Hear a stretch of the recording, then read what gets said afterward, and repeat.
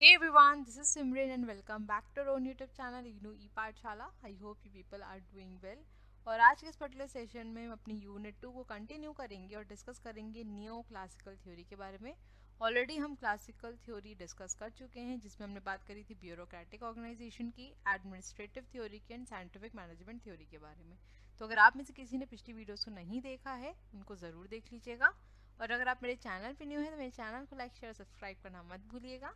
Bell icon को भी ज़रूर प्रेस कर दीजिएगा ताकि मैं जब भी वीडियोस को अपलोड करूँ उसका नोटिफिकेशन आपके पास ज़रूर जाए। और कल के वीडियो पे आप लोग का रिस्पांस बहुत ही अच्छा आया है। Thank you so very much इतना ज़्यादा सपोर्ट करने के लिए। देखिए चैनल को 1 साल तो कंप्लीट हो ही जाना था, लेकिन ये फैमिली कितनी बड़ी होती है आप लोग पर डिपेंड करता था। तो आप लोग ने बहुत ज़्यादा सपोर्ट किया है चैनल को, इसी तरीके से आगे भी सपोर्ट करते रहिएगा। और काफ़ी स्टूडेंट्स की ये शिकायत भी थी कि मैम आप कभी भी सामने नहीं आती हैं। तो मुझे लगा कि अगर मैं आपको सिर्फ ऑडियो के थ्रू थैंक यू बोलूँगी तो आप लोगों के साथ जस्टिस नहीं होगी शायद।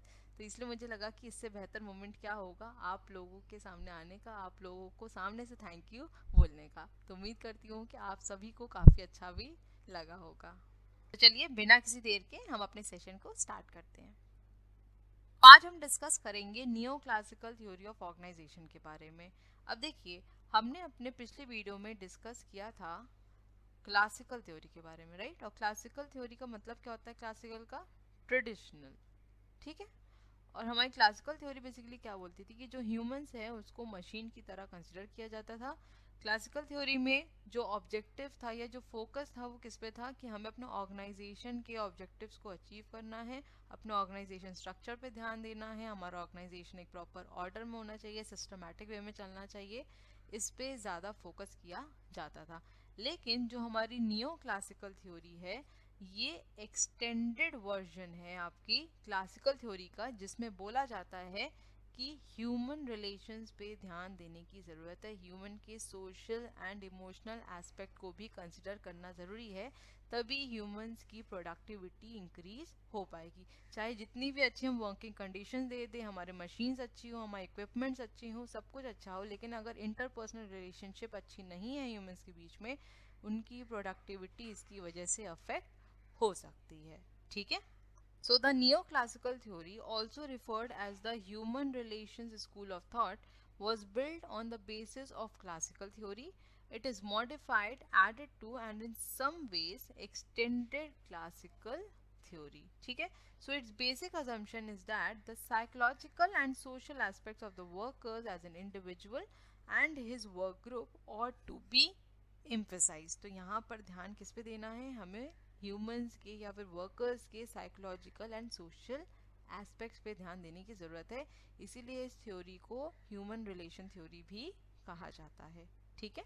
So in classical view, organization focused on the structure, order, the formal organization, economic factors and objective rationality, whereas neoclassical view emphasized social factors and emotions at work. तो अगर यहाँ पर बात करी जाए क्लासिकल थ्योरी और न्यू क्लासिकल थ्योरी के बीच में डिफरेंस की, तो मेजर डिफरेंस यही है कि क्लासिकल थ्योरी में जो हमारा ऑर्गेनाइजेशन है उसका जो फोकस रहता था वो उसके स्ट्रक्चर पर रहता था, ऑर्गेनाइजेशन के ऑब्जेक्टिव्स को अचीव करने पर था, कि हमारा जो ऑर्गेनाइजेशन एक सिस्टमैटिक ऑर्डर में रहे, फॉर्मल ऑर्गेनाइजेशन हो। तो एक तरीके से कह सकते हैं कि सिर्फ ऑब्जेक्टिव ओरिएंटेड ही था। लेकिन न्यू क्लासिकल थ्योरी की अगर बात करें तो यहाँ पर जो मेजर एम्फेसिस है वो सोशल फैक्टर्स और इमोशन फैक्टर्स के ऊपर डाला गया है, ठीक है। कि ह्यूमंस हैं तो उनके अंदर कुछ इमोशंस हैं, उन पर भी ध्यान देने की ज़रूरत है, ठीक है। A human relation is frequently used as a general term to describe the ways in which manager interact with their employees, क्योंकि अल्टीमेटली अगर हमें अपने ऑब्जेक्टिव को अचीव भी करना है तो अल्टीमेटली उसके लिए काम कौन करेगा? हमारे जो वर्कर्स करेंगे, ठीक है। और वर्कर्स के बीच में क्या होना चाहिए? एक हेल्दी रिलेशनशिप होना चाहिए वर्कर्स का वर्कर्स के साथ और वर्कर्स का अपने मैनेजर्स के साथ, ठीक है। तो कहीं ना कहीं कह सकते हैं हम कि अगर हमें ऑर्गेनाइजेशन में अपने टास्क को इफेक्टिवली परफॉर्म करना है, प्रोडक्टिविटी को अचीव करना है, तो human relation important role play करता है, भले हमारी वर्किंग कंडीशंस कितनी भी ज़्यादा अच्छी हो, ठीक है। तो new classical theory gained importance after the first world war, particularly in the wake of Hawthorne experiments at the Western Electric Company by Elton Mayo during 1924 to 32. Elton Mayo is generally recognized as the father of human relations movement. ठीक है, तो आपको ये याद रखना है कि जो हमारे एल्टन मायो हैं उन्होंने ही ह्यूमन रिलेशन मूवमेंट की बात करी थी। और आज जो हम एक्सपेरिमेंट की बात करेंगे वो है हाथरॉन एक्सपेरिमेंट, जो कि एल्टन मायो ने किया था। ठीक है, नेक्स्ट डिस्कस कर लेते हैं basic features of न्यो classical approach. तो हमारी जो न्यो क्लासिकल अप्रोच है वो क्या कहती है देख लेते हैं। अभी हमने जो डिस्कस किया है वही सब चीज़ें, लेकिन पॉइंट्स में इसको समझ लेते हैं तो आपको इजीली याद हो जाएगा। सबसे पहला पॉइंट है the business organisation is a social system. ठीक है, सोशल सिस्टम है हमारा बिजनेस ऑर्गेनाइजेशन, क्योंकि यहाँ पर हम किसकी बात कर रहे हैं, इमोशंस की बात कर रहे हैं, सोशल एस्पेक्ट की बात कर रहे हैं। ठीक है, नेक्स्ट पॉइंट है human factors is the most important element in the social system. तो न्यो क्लासिकल अप्रोच, न्यो क्लासिकल थ्योरी को बनाया ही गया है ह्यूमन को सेंटर पे लेके। तो ह्यूमन फैक्टर्स को ऑब्वियस सी बात है कंसिडर किया जाएगा और ये बहुत ही इंपॉर्टेंट एलिमेंट भी हो जाता है। ठीक, नेक्स्ट पॉइंट है it revealed the importance of social and psychological factors in determining workers' productivity and satisfaction। तो ये पॉइंट अभी हमने डिस्कस भी किया था कि हमारी वर्किंग कंडीशंस कितनी भी अच्छी हों, ज़रूरी नहीं है कि हमारे वर्कर्स की प्रोडक्टिविटी उसके वजह से अच्छी होगी। अगर हमने यहाँ पर ह्यूमंस के सोशल साइकोलॉजिकल फैक्टर्स को कंसिडर किया है, उसका काफ़ी ज़्यादा इफेक्ट पड़ता है वर्कर्स की प्रोडक्टिविटी पर और उनके सेटिस्फैक्शन लेवल पर भी।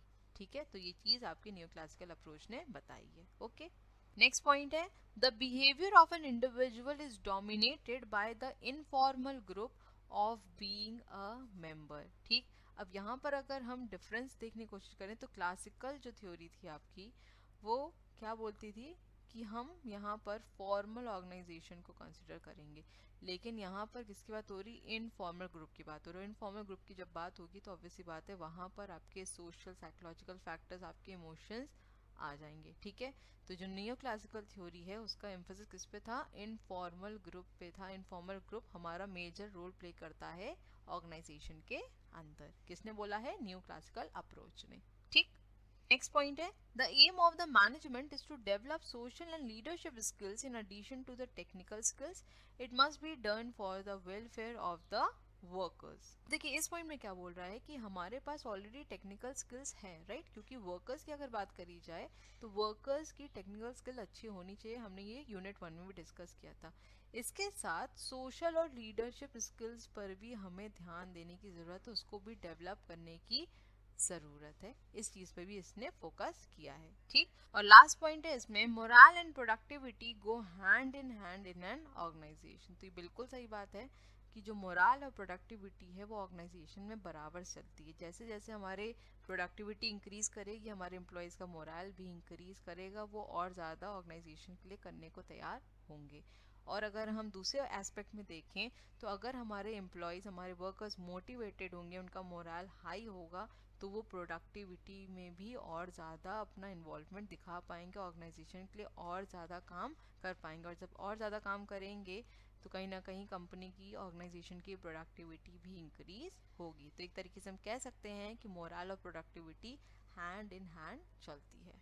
ठीक है, अब इस इमेज के थ्रू आप लोग को ये थ्योरी और ज़्यादा क्लियर हो जाएगी। यहाँ पर देखिए किसकी बात करते हैं हम, इंडिविजुअल्स की बात करते हैं, वर्क ग्रुप की बात करते हैं, लीडरशिप की भी बात करते हैं, एम्प्लॉय के डेवलपमेंट की बात की जाती है। ठीक है, नेक्स्ट बात करें तो पार्टिसिपेटिव मैनेजमेंट पर भी ध्यान दिया जाता है। ऐसा नहीं होता है कि यहाँ पर जो मैनेजर ने बोल दिया और जितने भी वर्कर्स एम्प्लॉयज सिर्फ उसी को ही कंसिडर करेंगे, सबका बराबर का पार्टिसिपेशन यहाँ पर होता है। ठीक, नेक्स्ट है हमारा मोटिवेशन। अभी हमने पीछे एक पॉइंट भी डिस्कस किया था कि जो मोरल और प्रोडक्टिविटी है वो हैंड इन हैंड चलती है। तो जब एम्प्लॉयज हमारे मोटिवेटेड होंगे तभी उनका मोरल हाई रहेगा और तभी वो प्रोडक्शन में और ज़्यादा ध्यान दे पाएंगे, प्रोडक्टिविटी को इंक्रीज कर पाएंगे। ठीक है, और लास्ट है हमारा ओरिएंटेशन।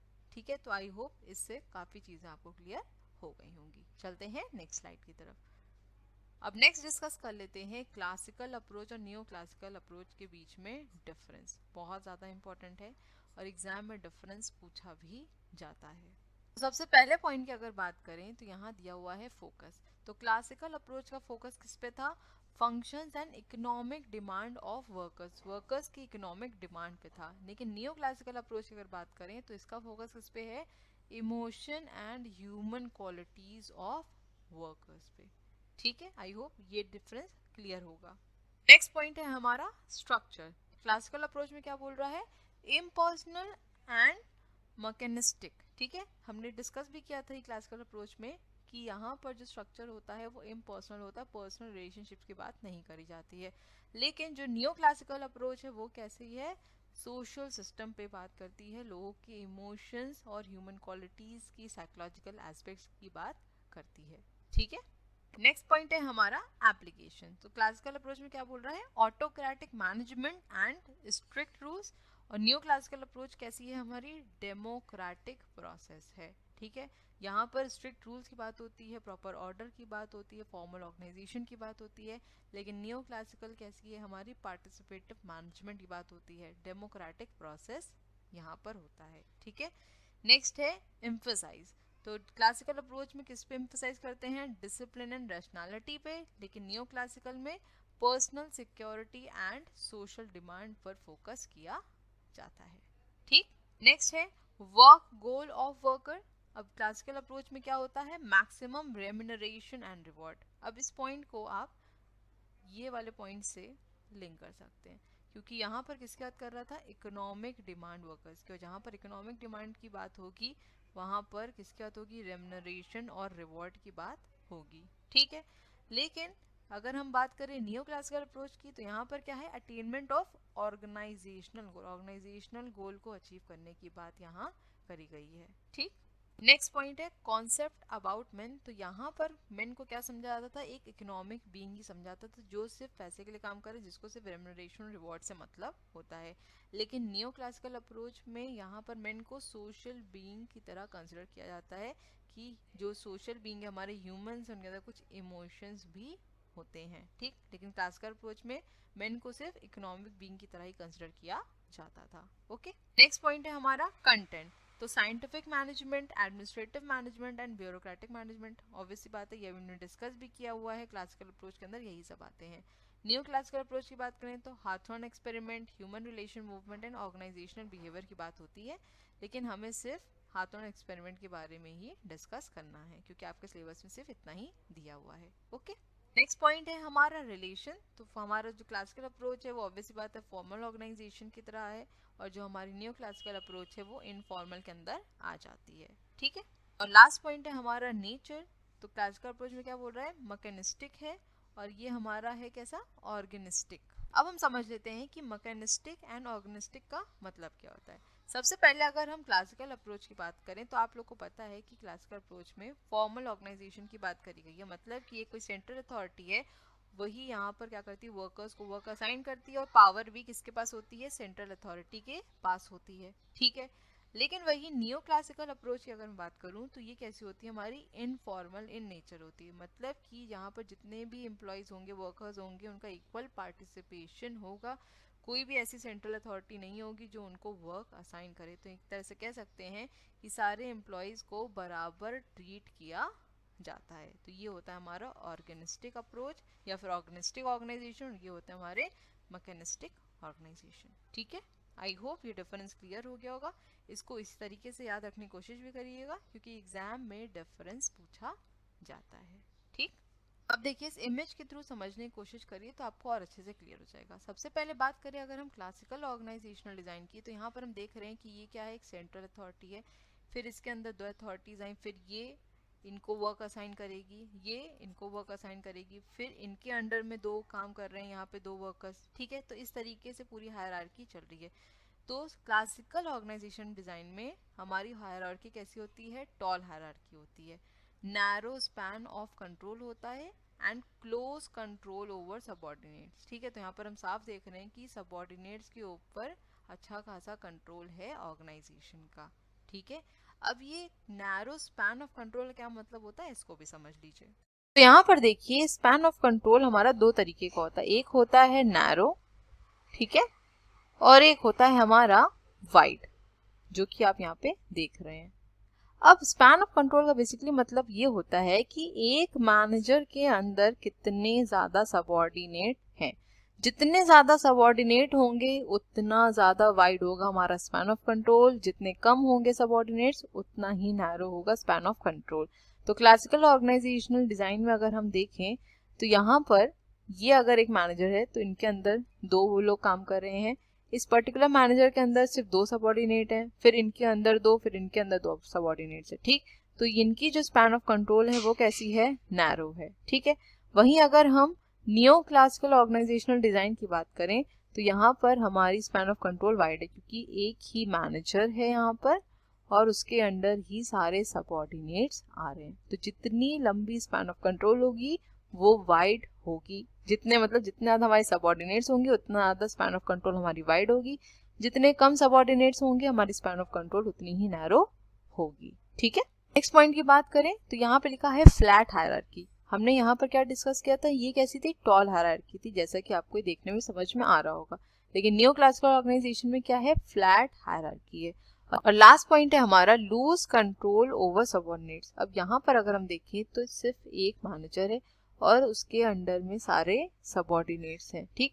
तो एक सिंगल मैनेजर के लिए इतना तो पॉसिबल तो होगा नहीं कि वो हर एक सबऑर्डिनेट को मॉनिटर करे, राइट। तो यहाँ पर कह सकते हैं कि जो सबऑर्डिनेट्स के ऊपर कंट्रोल है वो लूज होता है। लेकिन अगर हम क्लासिकल ऑर्गेनाइजेशनल डिजाइन बात करें तो यहाँ क्लोज कंट्रोल है, क्योंकि यहाँ पे हम देख सकते हैं कि अगर ये मैनेजर है तो इसके अंदर दो ही सबऑर्डिनेट है, तो ये इन पे काफी ज्यादा ध्यान दे सकता है। अगर ये कोई मैनेजर है तो इनके अंदर दो लोग काम कर रहे हैं तो इन पे भी ध्यान दिया जा सकता है। लेकिन नियो क्लासिकल में क्या है, लूज कंट्रोल रहता है सबऑर्डिनेट्स के ऊपर, ठीक है। आई होप क्लियर हो गया होगा यहाँ से। अब नेक्स्ट यहाँ पर हम डिस्कस करेंगे हाथॉर्न एक्सपेरिमेंट के बारे में। बहुत ज्यादा इंपॉर्टेंट एक्सपेरिमेंट है ये, ठीक है। देखिए इसमें बेसिकली क्या हुआ था, तीन रिसर्चर्स थे हमारे, Elton Mayo, Fritz and Dickson, ठीक है। कहाँ के थे, हार्वर्ड बिजनेस स्कूल के थे, और इनको इन्वाइट किया गया था to join at Western Electrics Hawthorne plant near Chicago, ठीक। अब इनको रिसर्च किस पे करनी थी, so the studies began as an attempt to investigate the relationship between the level of lighting in the work place and the productivity of the workers. तो ये जो तीनों रिसर्चर थे इनको इन्वाइट किया गया था वेस्टर्न इलेक्ट्रिक हाथॉर्न प्लांट में, जो कि शिकागो के पास में है, और इनको कहा गया था रिसर्च करने के लिए। अब रिसर्च किस पे करनी थी, इनको देखना था कि जो लेवल ऑफ लाइटिंग है वर्क प्लेस पर, जो प्रोडक्टिविटी है वर्कर्स की, इसके बीच में क्या रिलेशनशिप है। क्या ऐसा है कि अगर हम वर्क प्लेस की लाइटिंग को और ज़्यादा बेहतर कर दें और अच्छा कर दें तो उससे वर्कर्स की प्रोडक्टिविटी बढ़ जाएगी, अगर लाइटिंग कम है उससे वर्कर्स की प्रोडक्टिविटी पे क्या इम्पैक्ट पड़ेगा। तो एक तरीके से कह सकते हैं कि ये इस चीज़ को इन्वेस्टिगेट करने आए थे, ठीक है। सबसे पहले एक्सपेरिमेंट की बात करें, so the initial experiment carried out over a period of 3 years sought to determine the effects of different levels of illumination on workers' productivity. The result of the experiment were ambiguous, ठीक है। तो जो result उनके पास आया वो क्या था, ambiguous था, उसको वो डिटरमाइन नहीं कर पा रहे थे, सही से बता नहीं पा रहे थे। क्यों, ये आपको आगे समझ में आएगा। So when the test groups lighting conditions were improved, productivity tended to increase just as expected, although the increase was erratic. तो यहाँ पर इन्होंने क्या देखा कि जब लाइटिंग कंडीशंस को इम्प्रूव किया गया तो वर्कर्स की प्रोडक्टिविटी तो इंक्रीज हुई, जैसा कि उन्होंने एक्सपेक्ट किया था कि अगर हमने यहाँ पर लाइटिंग कंडीशंस अच्छी कर दी तो ऑब्वियस सी बात है कि वर्कर्स की प्रोडक्टिविटी इंक्रीज होगी। लेकिन ये जो इंक्रीज था वो इररेगुलर था, वो कंसिस्टेंट नहीं था, ठीक है। But there was a tendency for the productivity to continue to increase when the lighting conditions were made worse. Besides, lighting was influencing the workers' performance as the work group was not able to maintain relationship between illumination and productivity. यहाँ पर इन्होंने क्या analyse किया कि हमने जब lighting conditions को improve किया था तो वर्कर्स की जो प्रोडक्टिविटी है वो इंक्रीज हुई थी, लेकिन हमने जब यहाँ पर लाइटिंग कंडीशंस को वर्स कर दिया उसके बाद भी वर्कर्स की प्रोडक्टिविटी इंक्रीज हो रही है, जबकि इस लाइटिंग कंडीशन का उनकी प्रोडक्टिविटी पे असर पड़ा था। तो वर्स कंडीशन होने के बाद भी अगर प्रोडक्टिविटी बढ़ रही है तो इसका मतलब इन्होंने यही समझा कि जो वर्क ग्रुप है वो इम्पोर्टेंट रोल यहाँ प्ले कर रहा है। भले लाइटिंग कंडीशन अच्छी हो या ना हो, अगर वर्क ग्रुप साथ में है तो प्रोडक्टिविटी इंक्रीज हो सकती है, ठीक है। यहाँ से इन्होंने ये एनालाइज किया था, ठीक। नेक्स्ट बात कर लेते हैं सेकेंड सेट ऑफ एक्सपेरिमेंट की. So in the second set of experiments a smaller group of 6 female telephone operators was put under close observation and control. Frequent changes were made in the working conditions such as hours of work, lunch break, rest periods, etc. Again, the results were ambiguous as performance tended to increase even when the improvement in the working condition were withdrawn. So it was found that socio-psychological factors exercise a greater influence on the productivity and the working condition. अब देखिए इन्होंने second set of experiment में क्या किया, 6 female operators का यहाँ पर एक ग्रुप लिया और उसको क्लोजली ऑब्जर्व किया. ठीक है, अब यहाँ पे वर्किंग कंडीशंस में भी काफी चेंजेस किए गए. ठीक है, मान लेते हैं कि जो उनके वर्किंग आवर्स उनको रिड्यूस कर दिया गया, उनको लंच ब्रेक दिया गया, रेस्ट पीरियड भी दिया गया. इसके बावजूद भी जो रिजल्ट मिला वो एम्बिग्यूअस था, वो प्रॉपरली डिटरमाइन नहीं कर पा रहे थे.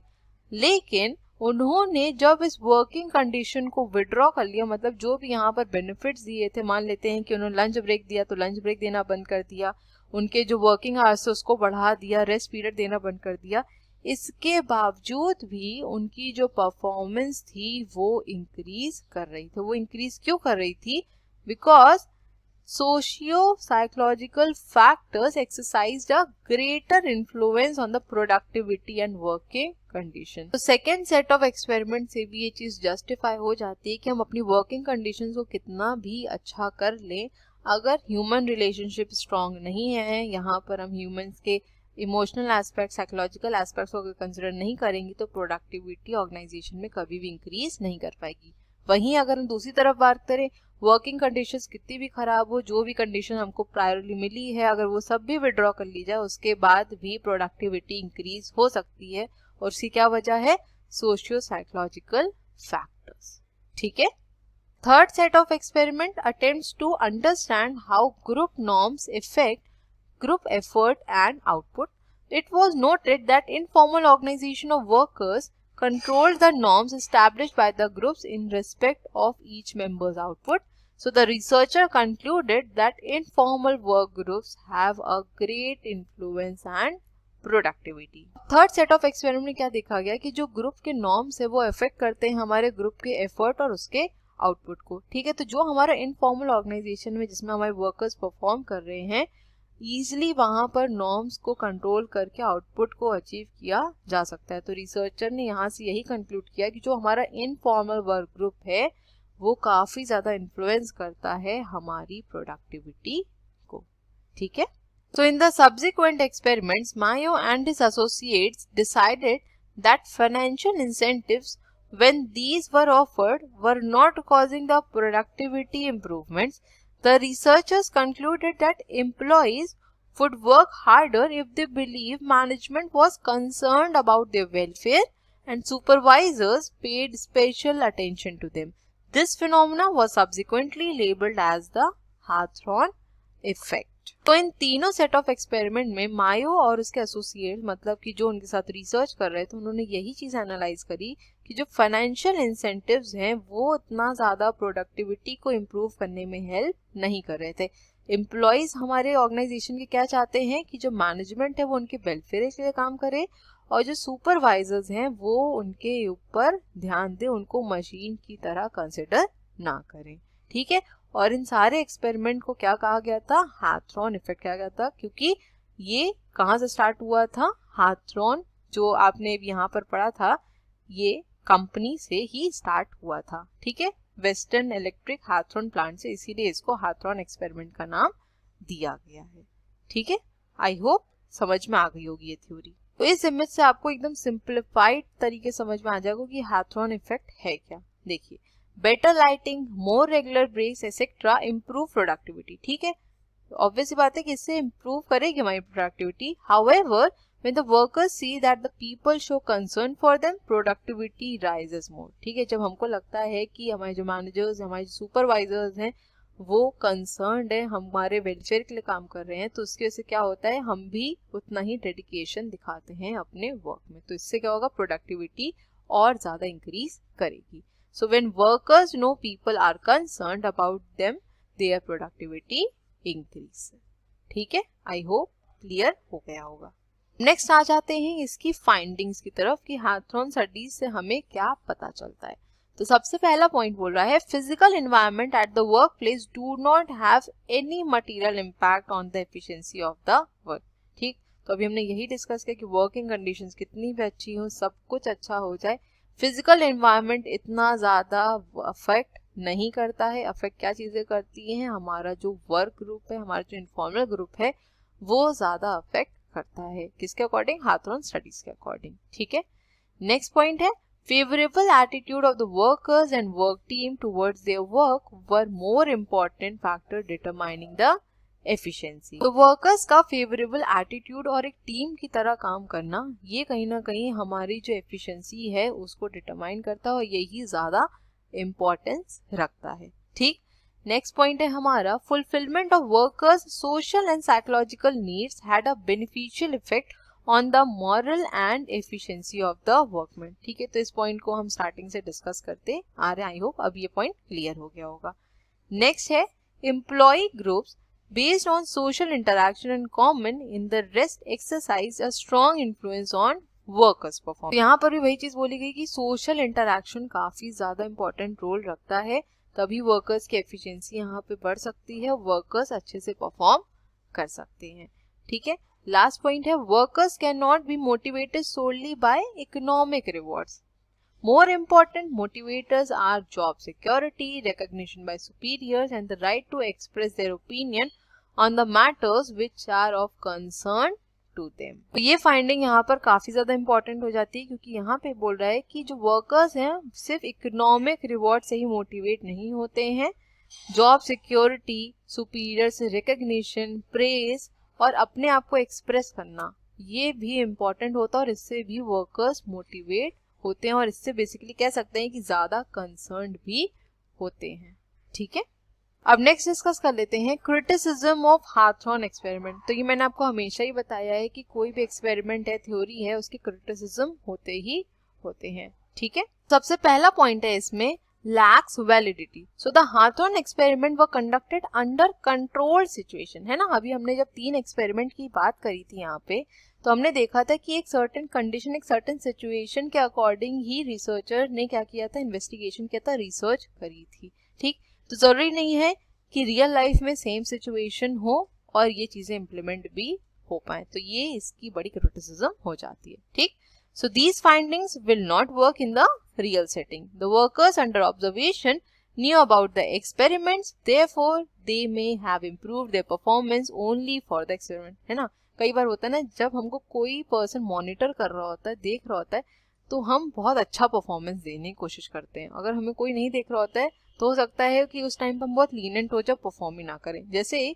अगर एक एग्जाम्पल यहाँ पर और अच्छा दूं आपको, मान लीजिए आप एग्जामिनेशन में पेपर लिख रहे हैं, है ना, आप आराम से पेपर लिख रहे हैं, कोई दिक्कत नहीं है, फ्लुएंसी के साथ, जो नहीं भी आ रहा कुछ सोच सोच के लिख रहे हैं, लेकिन वहीं आपके पीछे अगर यहाँ पर आपका टीचर आगे खड़ा हो जाए, ठीक है, तब उस टाइम पे क्या कंडीशन होती है, तब आप सोचते हैं प्लीज एक तो यहाँ से चले जाइए, मैं लिख नहीं पा रहा हूँ या लिख नहीं पा रही हूँ। दूसरा ये कि फिर आपको लगता है कि मुझे और ढंग से लिखना है क्योंकि टीचर पढ़ रहा है ना, तो यहाँ पर क्या कर रहे हैं, आपको ऑब्जर्व कर रहे हैं। तो यहाँ पे भी क्या हुआ, सेम ही सिचुएशन हुई। ठीक, तो जब हमको कोई ऑब्जर्व करता है तो उस टाइम हमारी जो परफॉर्मेंस है वो इम्प्रूव हो जाती है। अब जरूरी नहीं कि एग्जामिनेशन में ये चीजें लागू हो पाए, ना हो लागू हो पाए, उल्टा वो प्रेशर ही हो जाता है, लेकिन एक एग्जाम्पल और मैंने आपको समझाने की यहाँ पे कोशिश करी है बस। ठीक है, नेक्स्ट पॉइंट है more importance to human aspects. So the Hawthorne experiment gives too much importance to human aspects. Human aspects alone cannot improve productivity या production. Production also depends on the technological and other factors. ठीक है, तो यहाँ पर यही बोला गया है कि सबसे ज्यादा emphasis किस पे दिया गया है, ह्यूमन रिलेशंस के ऊपर दिया, ह्यूमन एस्पेक्ट्स पे दिया गया है, लेकिन सिर्फ और सिर्फ ह्यूमन एस्पेक्ट्स की वजह से प्रोडक्टिविटी या प्रोडक्शन को इंक्रीज नहीं किया जा सकता है। और भी अदर फैक्टर्स होते हैं जिनके बेसिस पर प्रोडक्शन डिपेंड करता है या जिन पे प्रोडक्शन डिपेंड करता है। जैसे हमारी टेक्नोलॉजी, अगर हमारे पास टेक्नोलॉजी अच्छी नहीं होगी लेकिन हमारे ह्यूमन रिलेशंस अच्छे हैं, तो जरूरी थोड़ी कि हमारी प्रोडक्टिविटी इंक्रीज हो पाए इससे। ठीक है, तो ये भी इसके एक क्रिटिसिज्म हो जाती है। नेक्स्ट पॉइंट है more emphasis on group decision making. So the Hawthorne experiment place too much emphasis on group decision making In real situation, individual decision making cannot be totally neglected, especially when quick decisions are required and there is no time to consult others. अब देखिए यहाँ पर बात हो रही है group decision making, मतलब कि किसकी बात हो रही है, इनफॉर्मल ग्रुप की बात हो रही है, जहां पर हम सभी वर्कर्स को, सभी एम्प्लॉयज को क्या रखते हैं, एक ही लेवल पर रखते हैं। लेकिन ये इसकी बहुत बड़ी क्रिटिसिज्म इसलिए हो सकती है क्योंकि कई बार ऐसे डिसीजंस होते हैं जो कि एक इंडिविजुअल को ही लेने पड़ते हैं और वो डिसीजन क्विक लेने की जरूरत होती है। तो जब भी कोई सेंट्रल अथॉरिटी होगी वो क्विक डिसीजन ले लेगी, अगर जरूरत नहीं है किसी को कंसल्ट करने की तो वो अपने आप से अथॉरिटी रखती है, पावर रखती है कि वो डिसीजन ले पाए। तो यहाँ पर जो मेजर एम्फेसिस किस पे रहता है, ग्रुप डिसीजन मेकिंग पे रहता है। तो ये इसकी क्रिटिसिज्म हो जाती है, ठीक है। और लास्ट पॉइंट है इसमें, over importance to freedom of workers. यहाँ पर वर्कर्स को काफी ज्यादा फ्रीडम दे रखी है जो कि एक क्रिटिसिज्म हो जाती है, क्योंकि वर्कर्स को अगर हमने बहुत ज्यादा फ्रीडम दे दी तो वो इसका मिसयूज ज्यादा करेंगे इस थ्योरी के according. So the Hawthorne experiment gives a lot of importance to the freedom of the workers. It does not give importance to the constructive role of the supervisors. In reality, too much of freedom to the workers can lower down their performance or productivity, right? जो कि हम देखते भी हैं। अब इसको आप अपनी सिचुएशन से भी रिलेट कर सकते हैं। स्कूल टाइम पे जनरली क्या होता था कि जब टीचर्स हमारी क्लास में रहते थे तो उस टाइम पर हम बहुत ज़्यादा सीरियस रहते थे और आपस में कोशिश करते थे बात ना करें, हालांकि वो चीज़ पॉसिबल तो वैसे भी नहीं हो पाती थी, लेकिन कोशिश करते थे, राइट। लेकिन जैसे ही टीचर जाती थी क्लास में एक आवाज़ आती थी, कैसी, बज, जैसे बुनाने की आवाज़ नहीं आती है वैसी आवाज़ आना शुरू हो जाती थी, है ना। तो जो हम टास्क परफॉर्म कर रहे थे, जब हमारी उस टाइम पर जो प्रोडक्टिविटी इंक्रीज हो रही थी, टीचर के जाने बाद क्या होती है, वो प्रोडक्टिविटी हो जाती है हमारी जीरो, है ना। तो यहाँ पर भी यही हो रहा है कि अगर हमने ज्यादा फ्रीडम प्रोवाइड कर दी तो जो वर्कर्स की परफॉर्मेंस है या प्रोडक्टिविटी है वो नीचे आ जाएगी, ठीक है।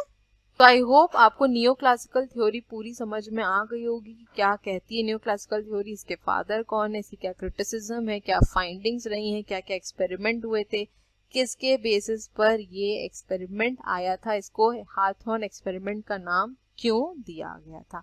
तो आज का हमारा सेशन यहीं तक था। मिलेंगे अपने नेक्स्ट वीडियो में और हमारी जो लास्ट थ्योरी है दैट इज मॉडर्न थ्योरी, उसको डिस्कस करेंगे और आपका ये यूनिट कंप्लीट हो जाएगा, ठीक है।